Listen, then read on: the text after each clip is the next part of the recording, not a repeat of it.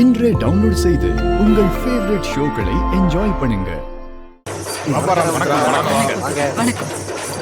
கொஞ்ச நேரம் நிறுத்துக்கப்பா போதும். ராமச்சந்திரா வாப்பா, உனக்காக தான்ப்பா காத்துட்டு இருந்தோம். என்னண்ணா அவ்வளவு ஆர்வமா? பின்ன என்னய்யா, 2 வருஷமா கொடைக்கு நீ வரவே இல்லையப்பா. திருவிழாவுக்கு மட்டும்தான் வருவ. இன்னைக்கு நீ கொடைக்கும் வந்திருக்கியப்பா. ரொம்ப சந்தோஷமா இருக்கப்பா. உலகம் ஓடுற வேகத்துல இந்த மாதிரி திருவிழாக்கெல்லாம் வந்து உங்களை பார்த்தா தானே உண்டு. அதான் என்ன வேலையா இருந்தாலும் இருக்கட்டும்னு அதை அப்படியே போட்டு ஓடி வந்துட்டேன். அண்ணே, எல்லா ஏற்பாடும் முடிஞ்சிச்சுல்ல? தரமா பண்ணிருக்கோம் ஐயா. நீதான் ஊர்ல இருந்து கேட்ட வரியை விட டொனேஷனா பெரிய தொகை அனுப்பியிருக்கிய. அண்ணே, எல்லாம் நம்ம கோயிலுக்கு தானே. வெளியில இருந்தே பேசிட்டு இருக்கோம். வா கோயிலுக்குள்ள போ. வாங்க. ஆமா, இன்னும் நின்னுட்டே இருக்க, போலாம் வா. அக்கா வாங்கக்கா, உங்ககிட்ட பேசணும். எங்க கூட்டிட்டு போற? உள்ள போலாம். வாங்கக்கா. விஜய், என்னக்கா இம்புட்டு சந்தோஷமா இருக்கிய? ஏய், கோயிலுக்கு வந்தா சந்தோஷமா தானே இருக்கணும். அக்கா, நம்ம நோக்கம் என்ன? அதுக்கு நேர்மாறா இப்படி சந்தோஷமா இருந்தா என்ன அர்த்தம்? நம்ம நோக்கம் என்ன? அக்கா, எல்லாத்தையும் நீங்க மறந்துட்டீங்களா? நீங்க எதுக்கு இந்த வீட்டுக்கு வந்தீங்க? ஓ, நீ அத சொல்றியா? நானும் சிரிச்சுக்கிட்டே அடுத்து என்ன செய்யறதுன்னு யோசிச்சுட்டு இருக்கேன் விஜய். ஓஹோ, சரிக்கா. நீங்க சிரிச்சுக்கிட்டே டவுட் வராம இருங்கக்கா. யோசிக்கிறதெல்லாம் நான் பாத்துக்கிறேன். நீங்க என் பக்கத்துல இருந்தா மட்டும் போதும். அப்படியா? பிளான் பண்ணிட்டியா? வணக்கம் மேடம். ஹே, நான் தான் உன்னை வரவே சொல்லலையே. நீங்க வர சொல்லல மேடம், விஜய் மேடம் தான் வர சொன்னாங்க. இல்லக்கா, நீங்க சின்ன சின்ன சில்லற வேலையா கொடுக்கறீங்களா? அவங்களுக்கு ரொம்ப போர் அடிக்குதான். என்கிட்ட தான் சொல்லி புலம்புனாக. அதான் என்னோட சேர்த்துக்கிட்டேன். அக்கா, ஒன்னும் தப்பில்லையே. சரிதான். ஆமா, இவர் கூட சேர்ந்து என்ன பிளான் பண்ணிருக்க? சொல்றேன்க்கா. 2 பேரும் இங்க ரொம்ப நேரம் பேசிட்டு இருந்தா டவுட் வரும். அப்புறம் பேசுவோம் வாங்க. சரிங்க மேடம்.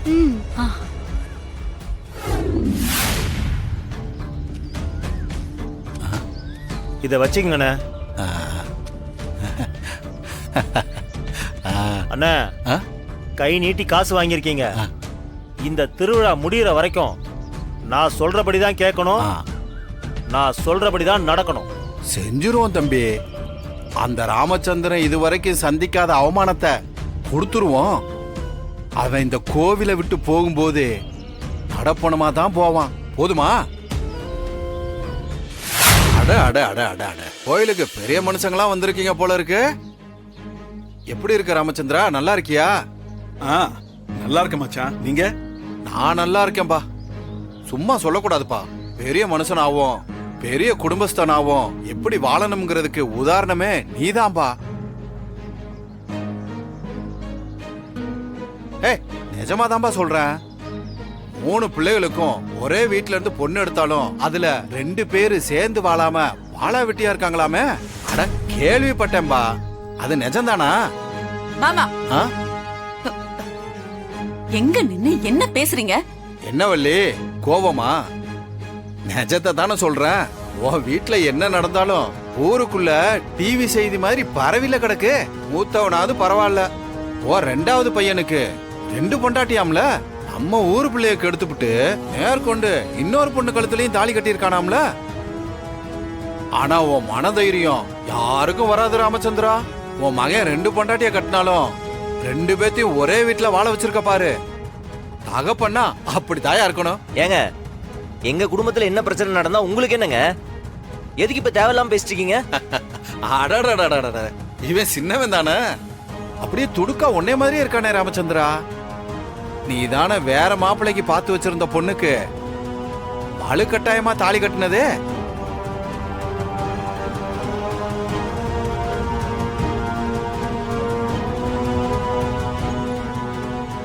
நல்லதொரு குடும்பம் பல்கலைக்கழகம்னு சிவாஜி கணேசன் பாட்டு ஒண்ணு இருக்கு.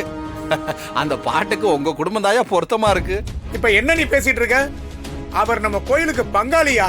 இருக்கட்டும், அதுக்காக நெசத்தை பேசக்கூடாதுன்னு ஏதாவது இருக்கா?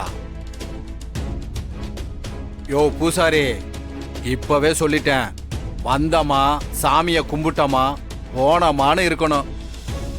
அதை விட்டுட்டு கோயில்ல இருக்க தல காரியத்துக்கு இவங்கள முன்னாடி நிக்க வச்சு செய்யணும்னு நினைச்சா பெரிய கலவரமாயிரும், பாத்துக்க. ஏன் நிக்க கூடாது தம்பி? அதுக்கெல்லாம் சில தகுதி தராதரம்லாம் இருக்கு. இந்த வருஷம் கோயில் கொடையில அம்மன் யார முடிவு பண்ணுதோ அந்த குடும்பத்துக்கு தான் முதல் மரியாதைன்னு பேசி முடிவு பண்ணணும். உங்க குடும்பத்துக்கெல்லாம் அந்த தகுதி கிடைக்க வாய்ப்பு இல்ல. நம்ம இங்கிருந்து போலாம்ண்ணா. வா.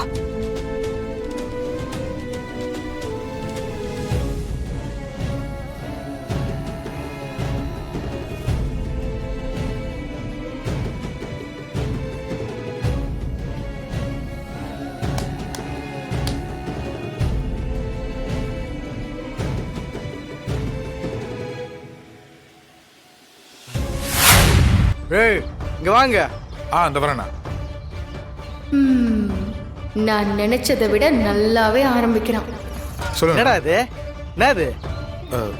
புரியலண்ணா. என்னதுன்னு கேட்டேன். கூட்டு, பொரியல், சாம்பார், காய்கறி. காய் இருக்குது, கறி எங்க? மட்டன் எங்கடா? அண்ணா, இன்னும் கடை வெட்டலையேண்ணே. நடந்ததுக்கு அப்புறம் தான் கறியெல்லாம் போடுவாங்க.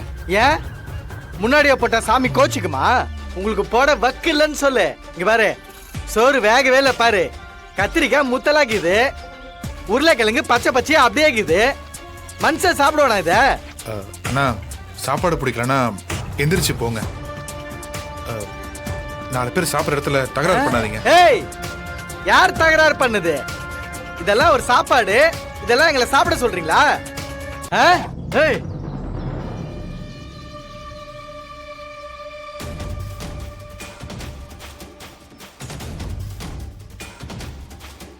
ஏதோ இவன் ஊருக்குள்ள பெரிய மனுஷன் ஜவுளி கடை வச்சுக்கிறானே, நல்லா சோறு போடுவான்னு பார்த்தா பிச்சைக்காரனுக்கு போடுற மாதிரி போடுறீங்க.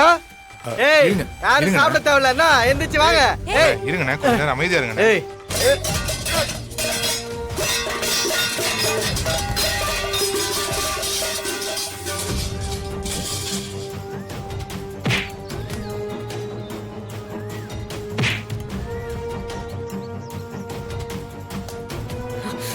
அவனதான் குடிச்சிட்டு கோயிலுக்கு வரதே தப்பு. இதுல கலாட்டா பண்றியா நீ? யார் சொல்லிடா வந்த?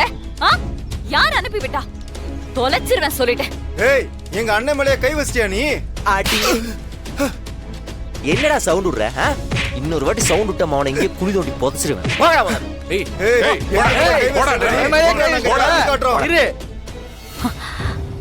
சாப்பாடெல்லாம் கொட்டிட்டானுங்க. இவ்ளோ சாப்பாடு கொட்டிருக்கு பாருங்க.